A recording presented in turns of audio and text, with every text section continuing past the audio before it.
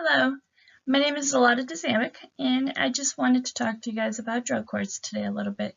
I believe that drug courts are something that could definitely help us with the war on drugs.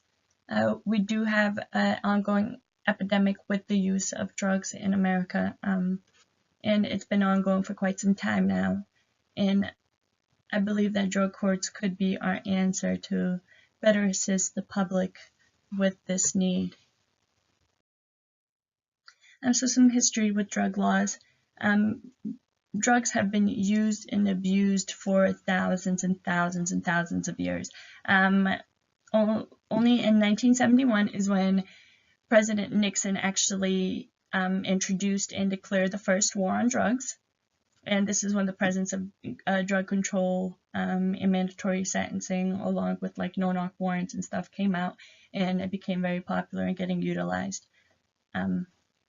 The first anti-opium laws were introduced in the 1900s, along with the first anti-cocaine laws.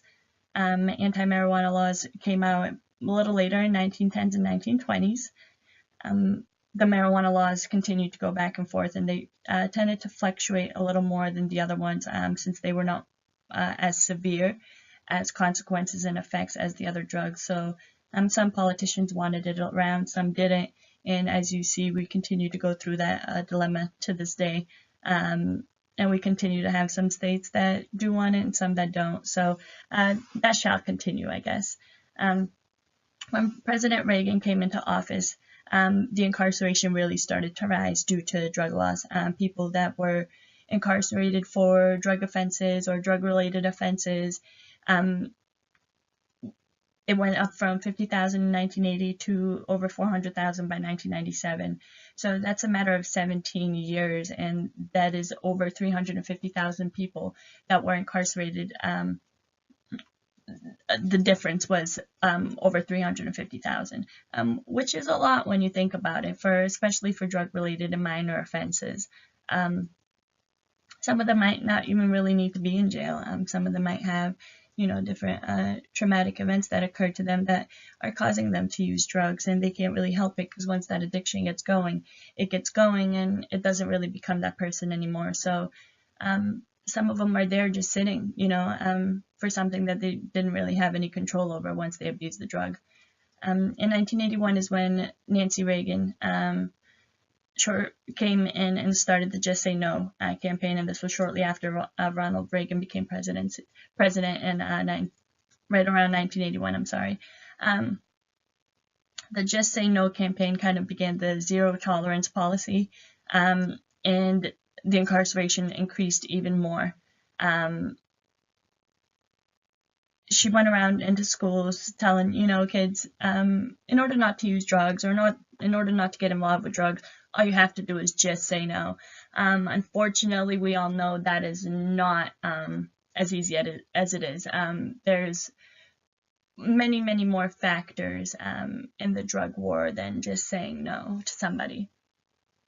Today, over 700,000 people are still arrested for marijuana offenses each year. And that's a little surprising considering marijuana is becoming illegal all over the states and people are using it as for medical reasons. So it just seems odd that people are still getting arrested constantly for it. And I don't think that it's fair, and I don't think that it's improving society at all. And almost 500,000 are still being put behind bars for drug offenses, which is quite a big number. And I think us reducing that number would help us quite a bit as a society and America as a whole. Like I said, what can we do? We can utilize drug courts more often. That's what I'm here to talk to you about today. Drug courts are used for nonviolent drug offenders, and they help them receive the treatment needed for their opioid addiction. So when a person goes to jail and they have maybe opioid or any kind of other addiction, I'm just using opioid because opioid is the most overused drug, and it does create the most overdoses, and there are the most deaths out of any other drug out there combined. I'm using that as my example because I feel like that is the one that we need to target the most because it is getting quite out of hand. Um, so people that have these drug offenses, they have the opportunity to go into the drug court program. It would be their get out of jail, serve whatever they need to serve, which is a short amount. If they accept it to the program, they can go into the program for 12 to 18 months, sometimes more, sometimes less, depending on their treatment and how serious they take it and what steps they do to go in the positive direction. The effectiveness does depend on the location, and it definitely does help reduce crime and illegal drug use.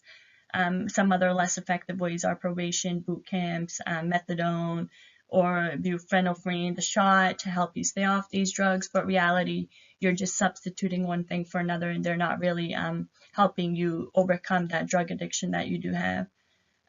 Some targeted participants are like participants with past criminal history, risk of failing programs, antisocial backgrounds, and high risk.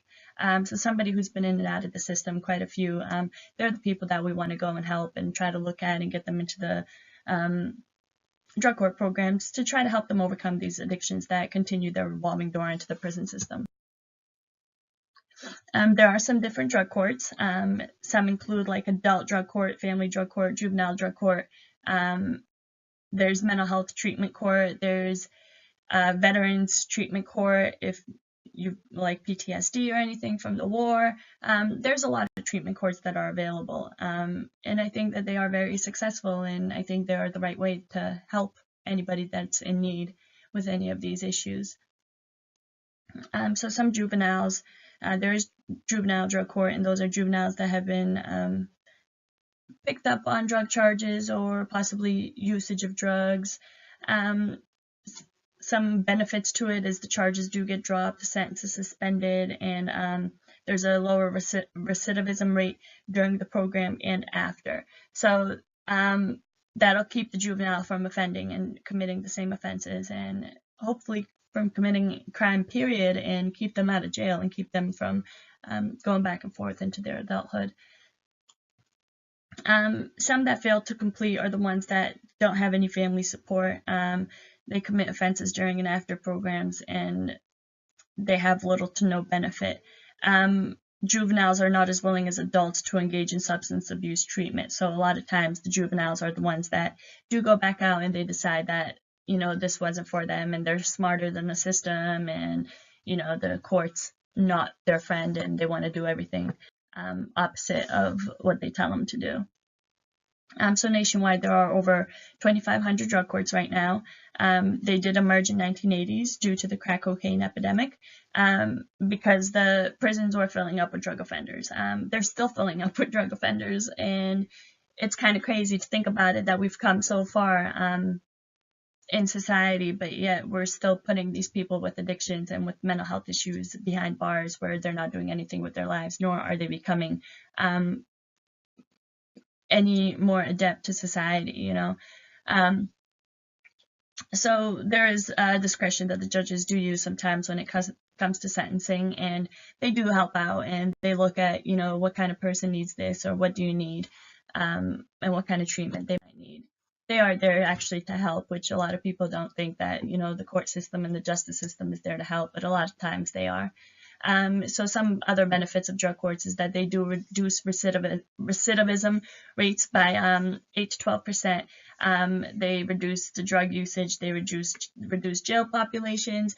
They use intensive supervision, so people are getting supervised and they're getting urined, and they are having to complete certain criteria to continue to be in the program and to continue to succeed in the program.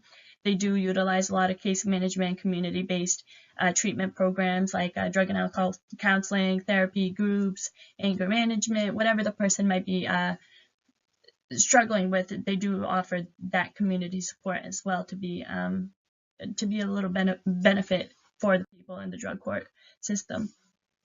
Some other ways that they do help people that come through their system is by verbal praise, small rewards, formal recognition, and posted accomplishments. They let you know that you're not alone. There are people out there like you. There are people out there that are struggling as well, and they're willing to help you. You just have to accept the help, and they'll be there for you. They do collaborate, judges, public defenders, district attorney, county prison, jails, veterans, drug and alcohol, mental health, adult probation, police department, drug and alcohol offices. Everybody coordinates to help the people in need, and everybody comes together as a team to best fit the needs of the people in the treatment court.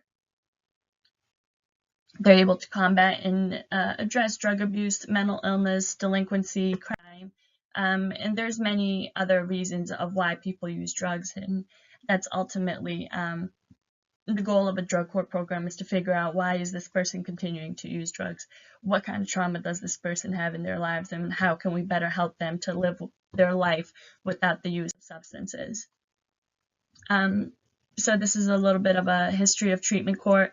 The first one was in 1989 down in Florida, and within 10 years, almost 500 were up and running. In 2012, there were over 2,000 that were utilized, and now we're over 2,500 that are utilized. So it's become quite the improvement, and they are investment of themselves. They do reduce recidivism, and the graduates do not get arrested within two years of graduating. They reduce costs of anywhere from $13,000 to $13,000 per drug court participant. So that'll be a huge amount of money that the people will save, and taxpayers will save, and then the families can get their children or their husbands or wives back, and actually live a life with their family. And here are just some of my sources, and yeah, I think drug courts are definitely the way to go, and I think that we as a society should try to come together and help these people who are still suffering.